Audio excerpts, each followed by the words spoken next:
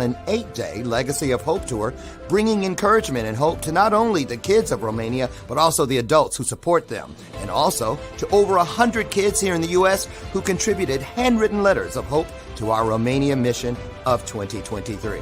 Now, this year, we are proud to provide this opportunity yet again in October, and we are super excited to up our game. New venue, 750 kids this time, and we want to see you there.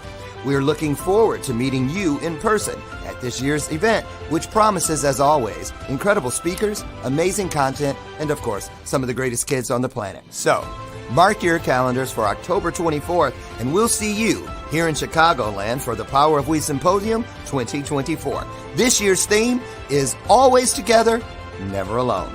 Tickets are available now on Eventbrite or at powerofwesymposium.com.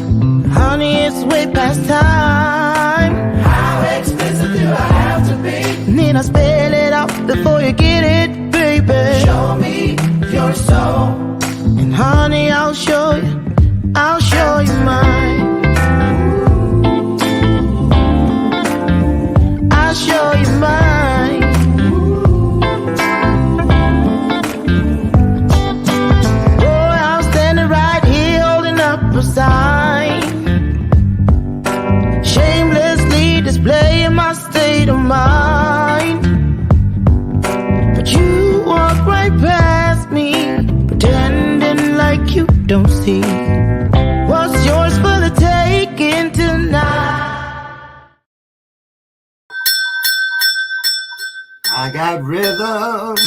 I got music. I'm ringing the shit out of that bell today. I am, because I'm excited. Woo-wee. Welcome to today's installment of Bathroom Moments. I'm your host, Dr. Loren. Ooh, the experts are here, and I'm not going to waste much time because this is going to be a good one. Look, last week, this time, what's today? Wednesday. Yep, I was in Savannah. Woo, that was scary. I couldn't remember. Senior moment. I was in Savannah, Georgia, at the University of Georgia, speaking. And one of the things I got to do, because it was a 3-day conference, was experience this thing called the poverty simulation experiment, or experience is more like it. And man, 85 of us were allowed to come into a place called Realville. And in there was an entire town. And we were put into groups of people we had never met before as families. And we had 30 days to live in poverty together and face the challenges that come with it. I was wondering if I would be triggered, because I've been homeless. I've definitely spent probably more than 3/4 of my 61 years in poverty. And so have so many others. According to the most recent data, which is dated January of 2023, 75% of the population in the United States, believe it or not, is one paycheck away from moving within the poverty, living in the poverty zone. In the state of Illinois, where I live, over 69% of the students in middle school and high school are on 100% or reduced lunch programs. And in order to qualify, you must be beneath the poverty level. So I thought today we're going to talk about this with the experts. Here's the question, and for you out there as well. How close have you come to living in poverty? Did you maybe just visit the pool and sun yourself? Did you dangle your legs over the side, slide in up to the waist, or have you been completely submerged, and in some cases, baptized in what it feels like to live within poverty? So as we get started, let me just get them in here. We got a full house today, and I'm going to start by introducing our newest expert. You've seen him here before, had him here twice for two different things, for his faith-based work and also for his acting work. So, and now when he was here last time, he was expecting a baby. She came 2 days later. And you named her what, Joel? Natalie Elise. Oh my God, that's my stage name. I'm kidding. Natalie Elise. Oh, that sounds like a little princess already. Well, congratulations and welcome. We're glad to have you here for this topic today. And I just want to say hello to all the other experts. Haven't seen a couple of them in a while. Dano is back. I invited him back from Weekly Dose of Dano right here on Trajectory and E360. And you saw him as one of the main stage MCs, along with Tracy Randolph from the Power We Chicago. What year was it? 22, I believe, right? And then you saw Dominique Rivera. I can't say it like a Rivera. Say it, Dominique. I like that you fumble over. I'm just going to let you have I it. tried, though. I don't just say Rivera, Rivera. Yeah, that. The Oracle of Apollo. You saw her because she went with us to Romania, so she was featured in that. And we're so excited. We are buying the kit. We are raising the $3,500, adding it on to the already $83,000 that it's going to cost because we have 750 kids coming this time. But it's okay. We've sold our first 2 tickets. Thank you, Jesus. And it's going well. We're ready. But we're going to implement the poverty simulation as one of our breakout sessions. So 2 sets of 85 will get to experience that. And then we have 3 other breakout sessions that the kids will rotate through. So we're really excited about that. But the question today is, again, how close have you come to living in poverty? So I'll say good morning, and I'll start with Corey Castle, wrestler extraordinaire. How are you, Corey Castle? And how close have you come to living in poverty? I don't know. I've almost never not been in poverty, so I don't know. We're all riding that struggle bus sometimes, No, that's right. Yeah, and you tell everybody where you're at in the world. Right, I'm in Philadelphia. Philadelphia, okay. A lot of minutes away from here. There's poverty in Philadelphia. That's for sure. Okay, well, we look forward to what you have to say today. And before I go on, let me just ask by show of hands, how many? What is it? This is my new light. Oops, that's my cereal bowl. And I just cannot get it right. I feel like I'm going to turn another one on here in a minute. It looks dark. Anyway, by a show of hands, how many of you definitely know that you have lived in poverty? Oh, well, look at the one little Armenian or what are you? I'm a lot of things. I know, but what's the country that you claim? Lebanese. Yeah, Lebanese princess. Oh, so you've never gone to sleep hungry, huh? Ever had cardboard in your shoes, huh? Let's all get Emily. No, I'm just kidding. And why did I go like that? Because think about it, you guys. That's how rare it is. There are 7 of us on the screen. So 1 out of 7 here has not experienced poverty. And after today's discussion, she might find out that she actually did in a way, but never considered it that way. Because I have some things that are going to show you today, some clips that are going to surprise you as far as what literally makes a person qualified as having lived in poverty. You might be surprised. So, Dominique Rivera, you said you raised your hand, yes? Yes, I did. Why are we putting my whole government out there? What? Why are we talking like the whole government? It's like so formal. The whole government. What do you mean? Dominique Rivera, we're talking to you right now. Well, because there are no names on the screen right now, and people join at various times, and I want them to know who you are. Okay. Everyone, hi, I'm the Oracle. Nice to meet you.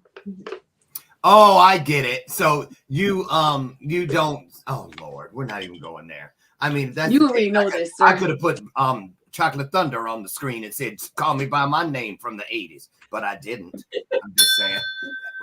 It could have been. I made it up, but it could. Joe, you like that one, huh? Tracy, good morning from North Carolina. Charlotte, North Carolina. And Dominique in. Where are you, Dominique? I'm in Philadelphia. Philadelphia. So Tracy, what was your experience? I mean, you said yes, you've lived in poverty. Yeah, I mean, first I have to say I didn't find out that I was poor when I was little until later on in life, right? Because those are the things your parents tell you that you didn't know. So I want to start with that because I always thought we were pretty wealthy, right? There was food on the table. I didn't know what it took to get there. So I want to mention that first. And then growing up and becoming an adult, experiencing some of that myself, right? Where, you're pushing to put food on the table, pay the mortgage, do those things, living paycheck to paycheck just to get by. I've experienced all of that. Okay. Yep. Joel, what about you? Looking at you on the outside, one might think, nah, that guy's never experienced poverty. So tell us about your experience. I grew up in severe poverty. I grew up in Canada, and my brother got a paper route so that we would have food for lunches for school the next day. It was that bad. And my dad was a milkman that was never, and he always lost money. There was just poverty. Your dad was a milkman? He was. Oh my God. That putting it on the front porch? Well, he would knock on, yeah, I think so. He would knock on the door and give it to them personally. But wow. Yeah. Wow. Glass bottles and all. Well, they were I don't know if they're plastic. It's the same bottles we got now. Oh, really? I'm thinking of the guy with the hat on and the little jacket and all the stuff like the Cleaver's hat on Leave It to Beaver. Yeah, no, not quite the same thing. Not quite that bad. But so you always had an abundance of milk, at least. Milk, ice cream. I thought we had it made when I was a kid because we had all the milk we wanted, all the ice cream. I had 8 different kinds of ice cream in the freezer at any given time. Right. I was happy. We haven't had any meat in 2 years, but we sure had a hell of a lot of ice cream. Exactly. I get it. So okay. There's protein in milk. Right. Who else? Dano, you're in Camden, New Jersey, right? High poverty level in the inner city and some of the surrounding areas there. So what was it like for you? Yeah, I mean, the same experience everybody else is sharing. For me, I would ask my mom, hey, can I get 50 cents to go to the corner store to buy a bag of chips? And we really didn't have it. We'd have to go to the dryer downstairs at the washing machine and look at the remnants to see if we can find anything there. I know that's right. But yeah, so it was the very interesting experience. I'm grateful for it because it made me who I am today. And I'm going to ruffle a lot of feathers when I say this, but at the time I didn't know any better, but I was creating my own poverty, and that's for each and everybody in their own life. Our value systems, our belief systems is what lead us to that point. And I'm happy to have that experience because now I know that we are the creators of our own reality. And knowing that now, we can create that life of abundance in any form or fashion that we desire. I believe that. I believe that the things that we've gone through help us find the things we need. And so let me ask this did I miss anybody about the poverty question? No, I think I got everyone. Okay. So by show of hands, how many people have gone to do their laundry, not rugs or big things, but regular clothes and stuff, at a laundromat, a literal laundromat, not the one in the building of the apartment, but where you had to go to the laundromat? Wow. So 3 people on the screen. Dano, you never been to a laundromat? Wow. So I got to go apologize to my husband, Brian, because I was like, God, talk about white privilege because we were talking about this show last night at dinner. And he was like, I've never been to a laundromat. But I also remember the first day he worked for me before we were married, and he helped me with an event I was doing in Michigan. And he was too busy talking to, he's supposed to deliver the food to the tables. He was a waiter and he's talking to everybody, and everybody's like, where's my food? I said, anyway, I've never been staff. How should I know? So anyway, I was like, remember that guy? And I say all that to set this up for a lot of people would think just because you have never been to a laundromat, you have known poverty. That means you had a washer and dryer available your entire journey, or you were washing it in the creek, and that I doubt. So people that have been to the laundromat, how do you feel when you hear that? Are you shocked that there are 3 people? 2 of them said that they have been in poverty, but they never been to a laundromat. So what's our definition of poverty? I mean, are you surprised anybody? I don't think that's shocking, especially now. And I'm looking at the screen, and I think some of the ones that said they've never been, maybe right down the middle, look a little younger, right? So, now you can have an apartment, and the majority of them have washer and dryers available, if not in the building, in your unit, right? Yeah. But growing up, dating myself, right? Yeah. Years ago, right? We just didn't have that available. So you had to go to the laundromat. Most places didn't have washer and dryers. Right.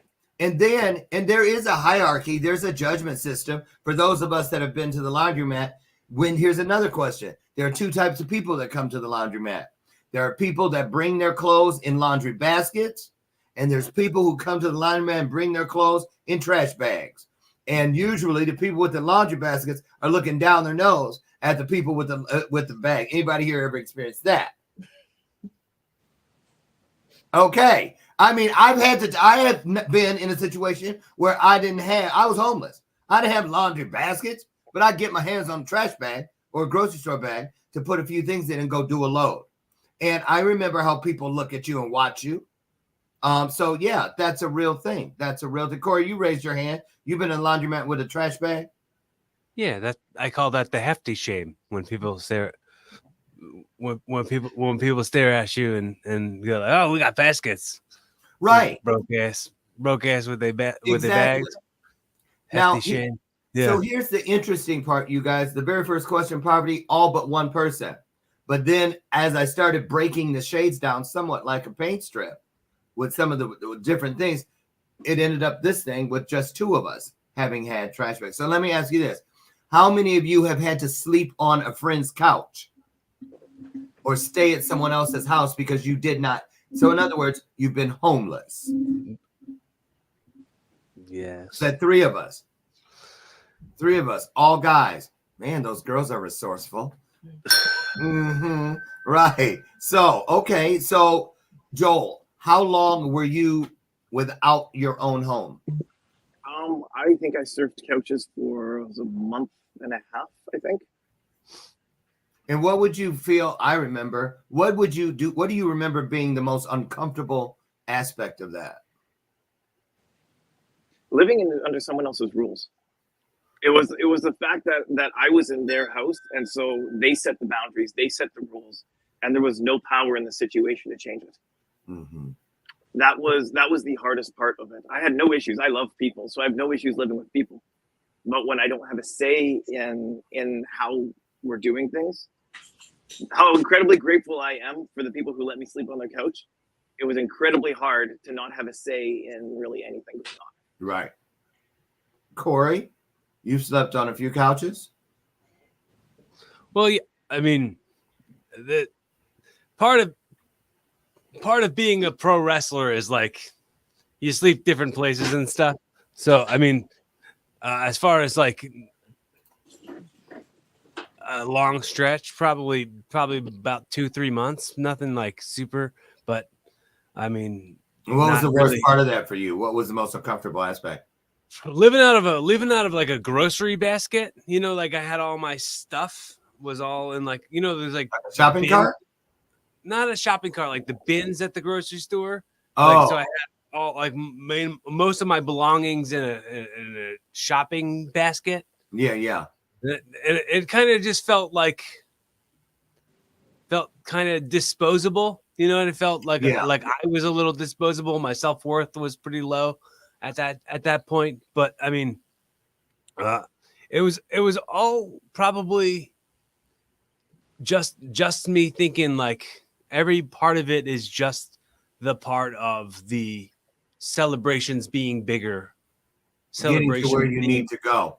Yeah. For me, and it was off and on for years because I was out there. I mean, you age out of the system, there's no place to go. What do you do? And the worst part for me was there were nice people, but you always felt like an intruder. You know, it's their food. Is it okay if I use the bathroom now? You try to stay out of their way. You know, they've got to walk past you in the middle of the night, things like that, especially if they had kids and stuff. And kids ask, why is he staying here? Oh, stuff like that. But I've also been to the point where I remember I was at surfing the couches, and the place I was staying at, everybody in there was really homeless except for the person that owned the trailer. And that, some of you have heard that story where it was Christmas and we literally ate condiments for Christmas. And the main course, the turkey was relish because it was the only thing that you could chew because the other things were like mayonnaise, ketchup, mustard. Right. And so we've been there. So now that we all can establish from one side of the aisle or the other, some type of experience. What about this? What does it do to you? We're going to move into, and I'm going to show a brief clip. There's a widening gap that is out there now as a big piece, a hot topic, if you will. The wealth gap is widening. So meaning more people, more distance between being independently free and being within the poverty zone. So there's really no in between, is what they're saying. So is there anyone here who does not worry about, well, not, let's put it this way. How many of us here feel that we are concerned about money at some point during a 30-day period?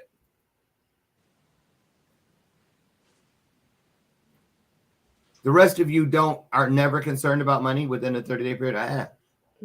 Wow, that's amazing. Go ahead. I think concern and fear are not really. They're not. I didn't say fear. It's a fine line. So like where those fear places come in, like sure, I think that can happen and in any 30-day basis, but like overly concerned and unable to process what needs to be done is not a position I find myself in anymore. Okay, so see, that was kind of a trick question, and it's why I raised my hand, because I didn't specify concerned about money as far as making your rent, making your mortgage, making your car note, having food. I'm concerned because I'm always stretching.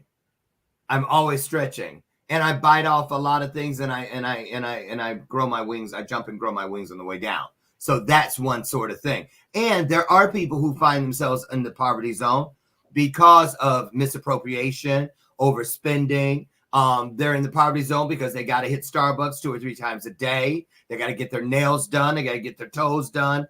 They got to buy weave, whatever it is. And they're not really qualified. Now, I want to ask this question to the group. Has anyone here ever been in a grocery line where someone in front of you was using food stamps or some type? Raise your hand if you've witnessed that. I mean, I've used food stamps.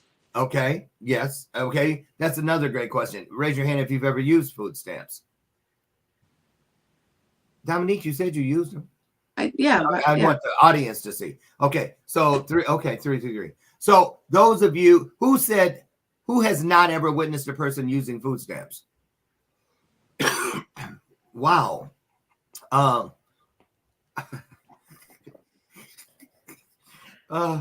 not even going to go there.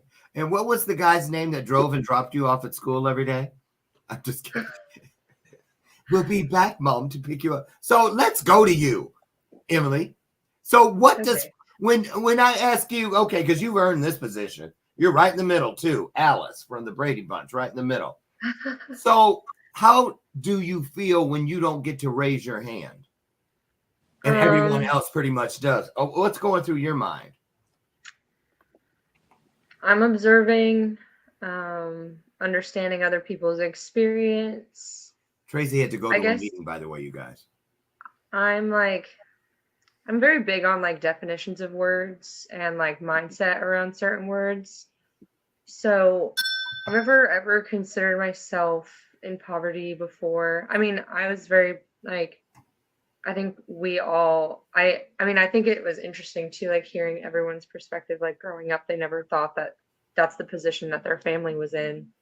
Um, and it's interesting. Well, it sounds ridiculous, but I guess it's perspective. Like in the area that I grew up in, like there's some mega wealthy people that could make other families that were well off feel like they were not well off, kind of thing. So there's some of that going around. But I mean, like for me, it's like growing up when I told people where I lived or where I was from, like as a kid, and they would, it would be like the other side of the coin. They would call me like a rich girl. So And you've been on both. You've I didn't experienced feel both. like that. Yeah. Huh? You've experienced it from both sides. I Where guess where so. somebody looked down on you, but to where you could have looked down on someone else. You had it Yeah. better than them, but somebody else had it better than you. Yeah, I just never really thought in that way. I just always appreciated what I had, and I don't Okay. know, and Okay. and what I was given. And I'm grateful. I don't know. And and not to say that other people aren't, but I don't know. With where I'm at now too, it's like I don't choose to see life like that. So What do you mean? I mean, I know it's real and I know it exists, but for me, it's like kind of like you were saying, like you'll overstretch yourself because you want to grow, and like that's kind of like what I do. It's like I'll like invest my money somewhere or like invest in something to push me to grow more Okay. in that sense. Well, let me ask this. Let me ask this. I And don't know real how to quick. answer these questions. Well, don't worry, because it's organic, and that's why we're in a safe space, and it's interesting to hear because that's how we learn from each other's experiences. Real quick, hi, Dr. Nina Copeland. I'm looking at the device at another one of the platforms. Jeanette Ramos, Dano's mother. Oh, Councilwoman Ramos, I should say. Tiffany Limbeck, Andrea Parente. Nice to see you all. And if I missed anybody because I didn't scroll, I'm sorry. So let me ask you all this. Okay, so food stamps we've seen. Da da da da da da. In the last year, how many of you have given a person cash or bought them something to eat or drink that was panhandling or homeless? Raise your hand. Well. There she is, all in Lonesome Lane again, Miss Emily Nader. I'm a big tipper. I like to tip people. That's different, though. That's different. So let's talk about that. The people I don't that have raise... many. Wait. All right, yeah. I don't need to get defensive, but like, I don't have many homeless people in my area. Well, maybe that's why the comment earlier when you said, I don't see it that way. Because it's not there for you to see. Yeah. But what about maybe. when you visit places? It's kind of hard to avoid. Yeah. I mean, if I have cash or change on me, I will. Do those people scare you, Emily, when they ask you? You've been asked, yes? Yeah, I have. No, they don't scare me unless, and I have given people money before and food before. I've also been followed before and asked for money, and that's scary. Anybody else had a not so comfortable experience because you were trying to? All the time. Okay, so see, that's fair. That's fair. In Germany. Everybody's shaking their head. You said where? In Germany. In Germany. Well, knowing you, where were you? Running In down Germany. cobblestone streets where you was this girl. He was asking for 50 euros. I lost my credit card in Greece. I wasn't carrying any cash. And I didn't have nothing on me. So I started asking other people to help him to get 50 euros. And then when he finally got it, lady gave him double that. He got upset at me for not giving it to him and threw a water bottle at me and then was belligerent the whole rest of the time. Okay, so there, right there, that could be a person. So we stay within the 4 agreements. Not assuming and not taking things personally, that could very well be a person who's homeless because they're dealing with mental health. Now, that's a big piece too. A lot of the people that we see that are homeless, I know the homeless veteran population is through the roof. People, and the other one are people with mental health. We all know that there was that mass exodus in the 60s and 70s where they were releasing people from, institutions, and they released them straight to the street. A lot of them are still alive and out there. So I want to show a little thing real quick, and it shows people from all over the world saying what their definition of poverty is. And I wanted to bring that in after we started talking about what it was like for us, because we all live here in the United States.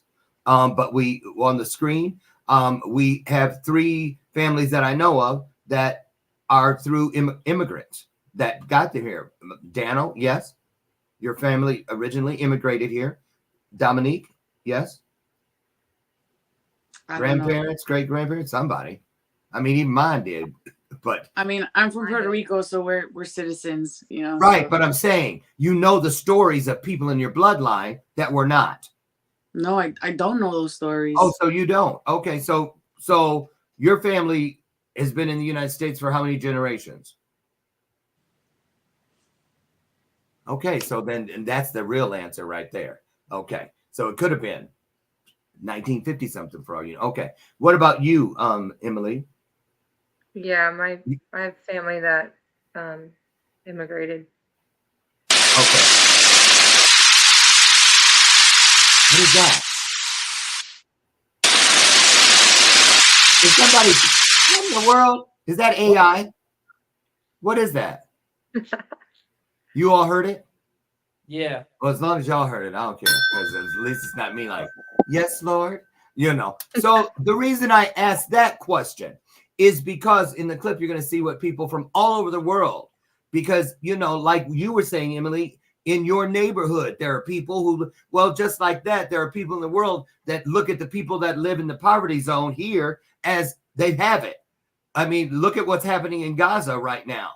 It is famine. It has officially been declared an area with a famine, an active famine as we speak. If you don't know what it takes to qualify, Google it.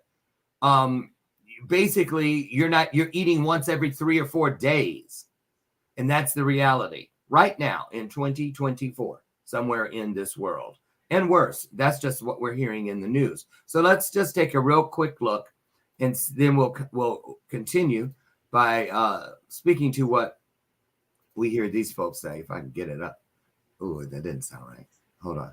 Poverty short clips. Here we go. And then I want to show you guys the simulation too. Okay. Food banks. Deprivation. Not having access to certain resources that make life livable. For me, poverty means no money. I think that it means many different things, and that will also be different to different people.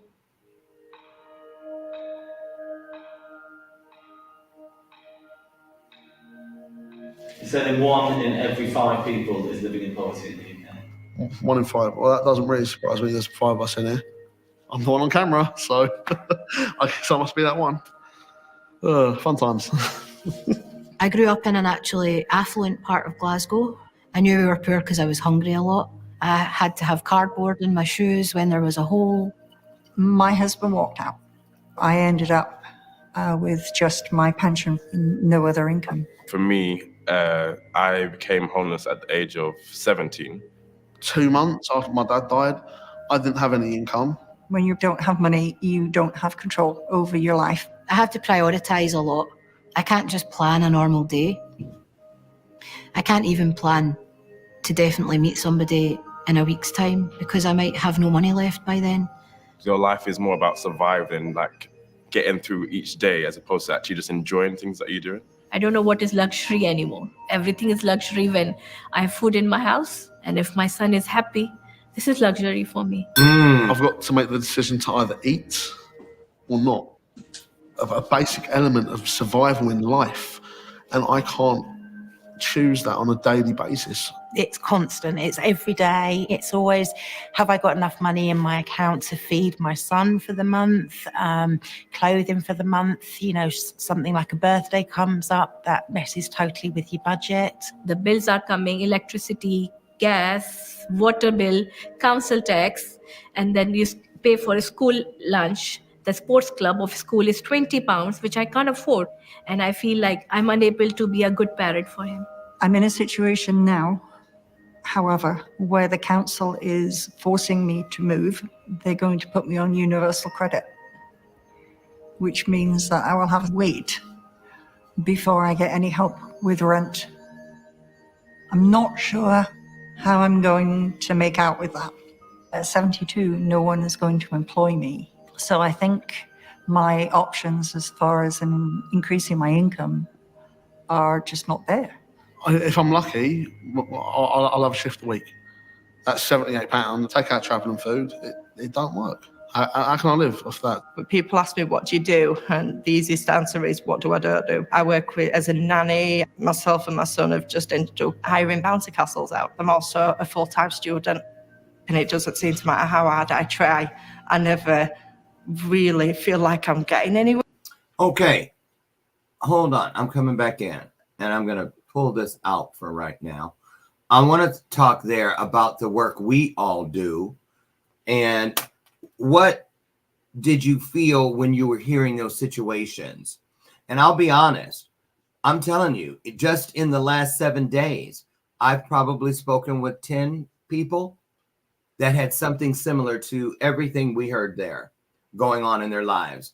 And, you know, it doesn't look like that always to people because, you know, it's what's inside the house that's going on. And we put on a mask as we go out into the world because people are shamed and all kinds of things. Hi, Tracy. Tracy's back. So I just want to ask you, with the work that you do, your calling, what it is you feel you are privileged enough to get up every day that eases some form of suffering in the world. How do you feel after hearing some of that, what we just heard as far as the plight of many people? Because they represent pretty much a cross-section of the world. How does it make you feel about the work you do? Dana, we'll start with you and then go to the Oracle.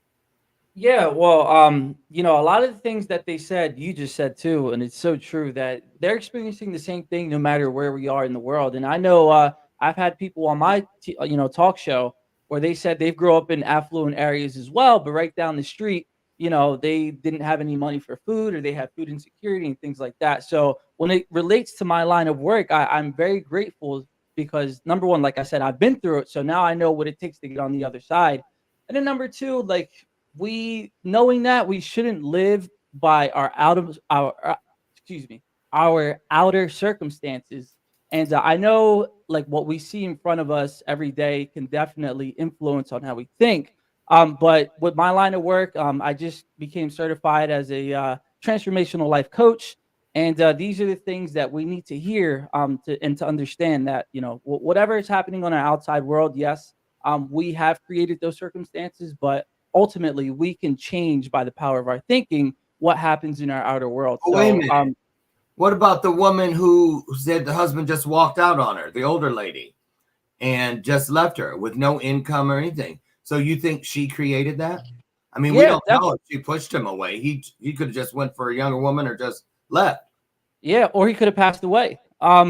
So yeah, definitely. I mean, her belief systems led her to that point to say, okay, well, I mean, these are all making assumptions, but if she were to say, okay, I'm still going to work, but maybe she depended on him for the financial stability. Now that he's gone, her belief systems led to that point. You know, whether she could have pursued her dream or her passion to make sure in case that did happen. I don't know. Let's talk about that. There's a lot of assumptions because I don't know. But I am just going to say you kind of contradicted yourself there, because think about it. I mean, if he just walked out on her, it's just like a person that does, say for instance, a person is renting a place and all of a sudden the person who owns it wants to sell it. Now everybody's got to go. And their lease does not, you know what I'm saying? See Dominique, but you can't be oblivious to that point. You always got to understand that is a possibility. So, right. But it doesn't, I don't believe it means it's that person's mindset. Sometimes we wake up to things we had nothing to do with. Nothing to do with. Dominique, let's go to you real quick, then over to you, Joel. Talk about, like, for instance, your life really flipped. This is kind of different, but not. I'm talking about circumstances that we don't see coming, unforeseen circumstances. You almost died. Yeah, When you more than once. I know, right in the same time frame. It was in a real, but you couldn't plan for that. No. So it's like, my point is, sometimes we wake up one person not knowing that we will never wake up that person again. Yeah. I've lived it. I woke up a regular boy and my mom died that day and I was never him again. Had no way of knowing. I had no choice. That's what I'm talking about. So sometimes it really is not things we choose, but to go kind of with what I think you were meaning, Dano, there are things that are chosen for us that lead us further towards our higher self. Okay, so Joel, what were you thinking? So I wouldn't verbalize it the same way Dano did, but I understand that a lot of things happen to us, but it's how we react to those things that happen to us that affects whether we stay in the poverty line or not. Like when I lived from couch to couch, there was a plan. The minute I was out, there was a plan to get out of that situation. I didn't have a choice in that situation, but there was a plan to say, okay, I'm just going to keep working at it and I'm going to get myself out of this. And there's a part where when we sit there and go, okay, this happened to me, great, but you don't have to be a victim of the circumstance. You are not a victim. You are a powerful person. And if you sit there and say, oh, but this happened to me, I had no choice. Yeah. What you're doing is you're collapsing inside saying, I can't do anything and I have no power in the situation. And that's where you're wrong, because you do have power in the situation. I think that's exact. So Dano, is that pretty much where you were headed? Yeah, you could say that. Dominique, what about this mindset tying into what Dano said too? And that's why I brought up what happened with you. You didn't know you changed everything. Everything. You changed everything. So go ahead. I feel like the takeaway, and I felt this earlier when we were talking, that no one presenced. And in this video, again, I feel like no one's going to presence this perspective. So I've been nomadic, right? So that means because I was displaced from my home because of my particular set of circumstances of a narcissistic covert partner who wouldn't leave my home for me to actually get to be in my own home. I got displaced. So I was living in tents in different parts of the country, and in communities that were off grid with people who didn't have homes, but I never considered them homeless because these people rallied together. They started growing their own food. They are sleeping in primitive ways, but still supporting one another. And what I noticed from this is that these people in these clips, they didn't have support. Yeah. And I feel like that is a type of wealth that we don't talk about. Support is wealth. There's a lot to be said when you can rely on other people. There's a lot to be said when people come together to commune for the same cause. Because it seemed like we were only talking about financial wealth, and not in the wealth of love or support or friendship. And those things are fundamental. Touch is fundamental. Yeah. Like if you don't touch a baby, like the baby could die. And there's studies on this. So I feel like supporting people goes beyond just $1. There was a woman that I gave some money to who was homeless in New York when I went to visit a friend. And I had a bag of food actually in my bags. I gave her that too. But then I asked her, I said, would you still like a hug? Would you like a warm hug? And she looked at me and stopped. And she was like, and she started crying. She's like, yes, I would like a hug. So we hugged. We hugged for like 20 seconds. And I feel like there's been a lot of times where I'm with somebody and I'm like, but would you like a hug? Because touch is such a resource. There's a wealth in touch. And we lose sight of these we lose sight of other things that are the non-tangible is what I want to say. That's a great point. That's a really great point. And it kind of ties into how we serve those who are in need. I know that I was talking to a guy in Savannah that was, I always stop and talk because I love their stories. And I'm usually, when they engage, I'm going to give them something. But while I was talking to this one guy, a woman came out of the restaurant and handed him a sandwich and a water. And he said, thank you. And he set it to the side because he said, I don't want to be rude and eat while we're talking. And so there are ways, like you said, a hug or this. Let's talk about this. What are some suggestions for people who, because oftentimes I've wanted to give people something, but I don't have a penny to spare. We've all been there, you know, or you don't carry cash. Your desire is there, but if we don't have a monetary thing to give, we think, oh, well, opportunity missed. I don't think that has to necessarily be it. What can we do to be better prepared when we encounter people who are places? Because I'm gonna tell you, I remember in the 90s when I was out in Hollywood, I promise I'll go to my grave believing this because I know it's going to be verified when I transition. I came into contact with a panhandler who I then later knew was an angel. I'll tell you why. Okay, real quick, because I was out in front of a Men's Warehouse and I had a gig that night and I needed the money to make my rent, but I didn't get paid until afterwards, and I had to rent a tuxedo to perform at this thing. And I had enough for everything but the shoes that came with it. And I was like, what the heck am I going to, maybe I had $50 left and they wanted like $65 to rent some shoes. I was like, I'm going to go someplace and buy some shoes. And I came out, when I went in the store, there was a guy asking everybody, you got a quarter? You got a quarter? You got a quarter? Everybody's like, wouldn't even have you now, or he was invisible. I don't hear you. Came out, and I was counting to see how much I could get to go to Payless and get these shoes. And I think I was a little short, like $3 or $4.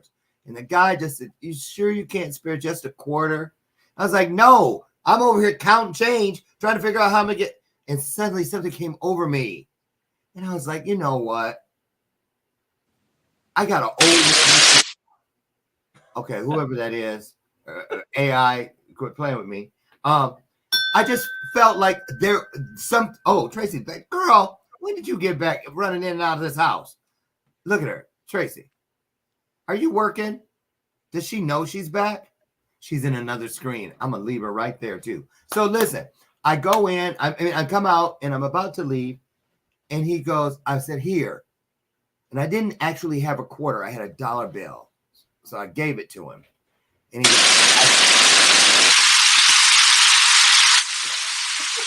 I'm telling you, that's some AI or something. So I reached to hand him the dollar, and he goes, no, that's okay. Actually, I have a gift for you. And I promise this, I'll never forget it. He reached in his tattered pocket, and he pulled out a crisp, folded $100 bill and handed it to me. He says, you actually need this to get something done today. I can always wait. Take this. And I could not believe he wouldn't take no for an answer. And then he got up and left.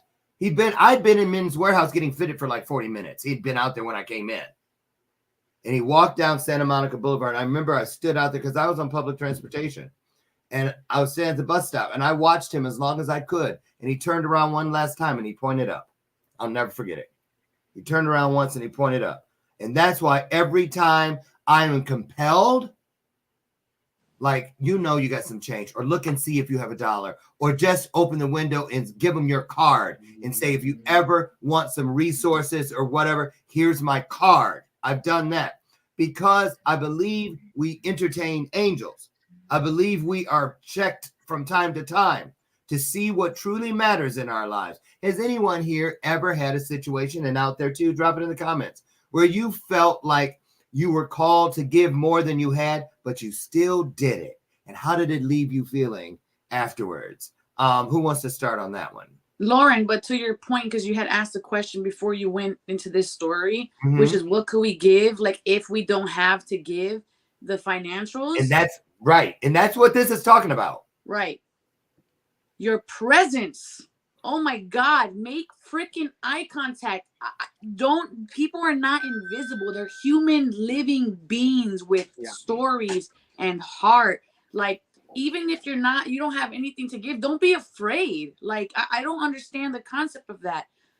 If it's just, hey bro, how are you doing? It's a good day. Yes, it's a good day. Like, acknowledging that someone exists can go from a person who's really depressed on the brink of madness to going, wow, I'm here. Because it's bringing them back to a present, grounded moment. Like, I really can't express how important connection is. I love that. That's And amazing. I would love Well- to just jump on that, because you can't, it's not just in the poverty, but that's all of us every day. And if we sit there and just look at the poverty people who are on the street saying, oh, they're the ones that need hugs, they're the ones that need money, it's all of us every day. And if we're not present in our everyday, then we actually, if we're living in a, if we're living as a turtle in our shell, we can never actually make a difference unless we're actually there with people and actually being present with them. If you're not present, you're useless. Oh, love it. I love it. This was a really great conversation. We barely could scratch the surface on it, but before we get out of here, I wanted to go to each of you experts and just give you a Jerry Springer moment based on this topic right here, on this piece right here. I'm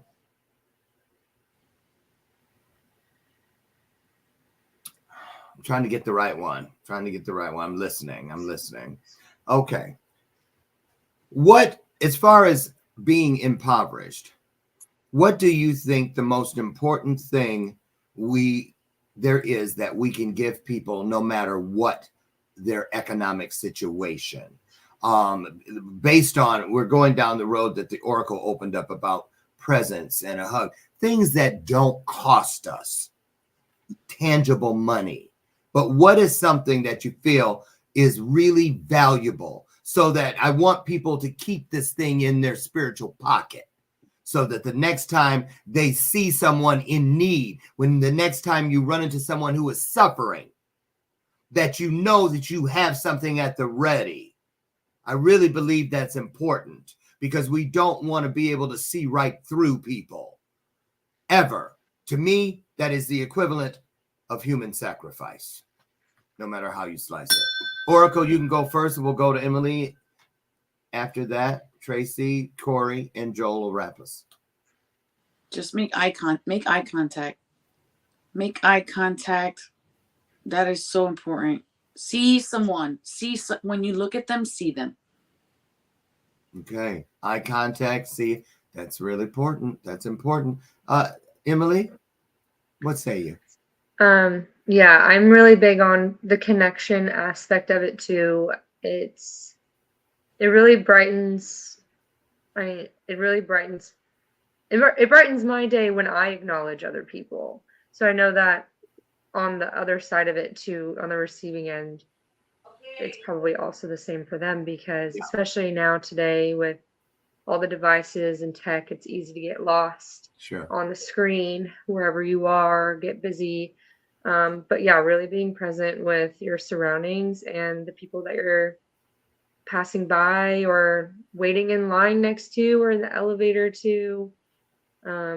I think, yeah, if anything, if you don't have anything to give, at least give a smile. And there you go. There's one. Smile. Eye contact, smile. We got two biggies right there. Tracy doesn't even know she's on the screen.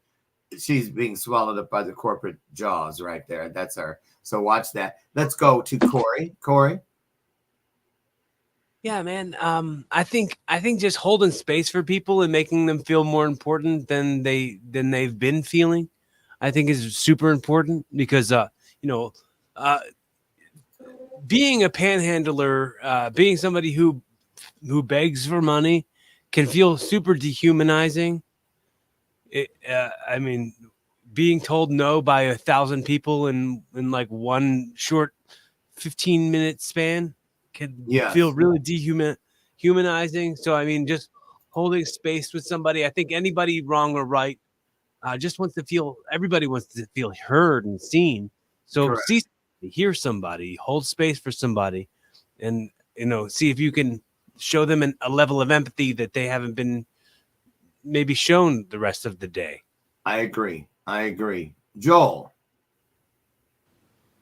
I think. Dano, did I get you? I'm coming to you last. Then Joe, you rap. I mean, you go now, and then Dano can rap. I think the number one thing that you can give somebody is your time. Honestly, like even when we're giving money, we're technically giving our time because we exchange our time for money, and then we give money. But if you actually just sit there and go, okay, I don't have cash to my name right now, but I can give you my time, and I can actually spend time with you and actually be with you. And I know that's kind of putting everything together that's been heard so far, but really, it's all the same thing.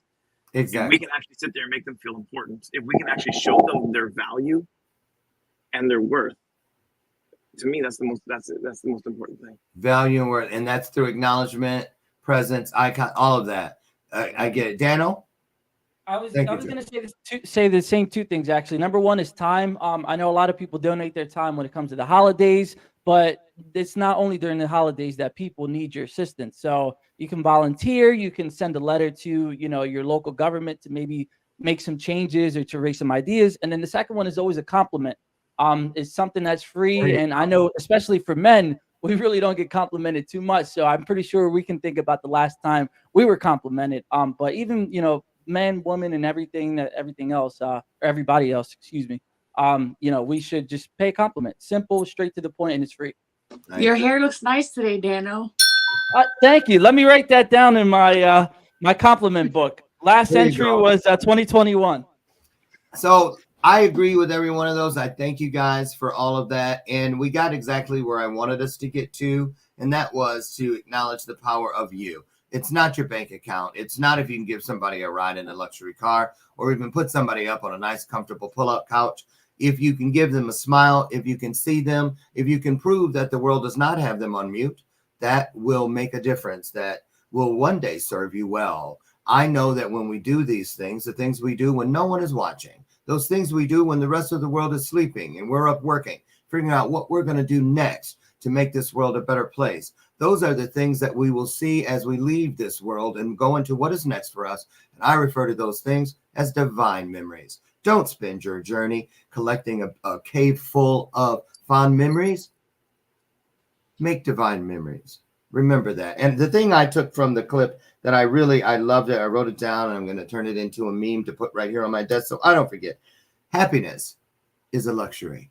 Remember that. Give it away. Take that with you. Thank you, experts. I can't wait to see all of you back here next month, and we'll have another hot topic. Again, thank you for talking with us about this most important subject of how close you've come to living poverty. A lot of people are just moments away. And if you or someone you know is literally living in poverty, are close to it, and you need some support, down at the bottom of your screen is a number. It is not toll free. I'm sorry, but this place is amazing. It is inpoverty.org, and they have people standing by 24/7. That's 571-278-6061. Thank you, guys. Have a great day. Have a blessed everything. And thank you so much for being who you are, each and every one. We'll see you next month, and we'll see you tomorrow, God willing, on the front porch. And as always, I love you, and there's not a damn thing you can do about it. Get out of here, and don't let my screen door slam on the way out. Have a great day, everybody. Bye-bye. Bye-bye.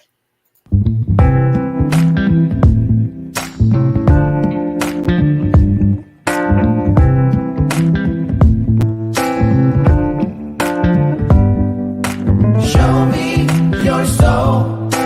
Baby, I'll show you mine. Show me your soul.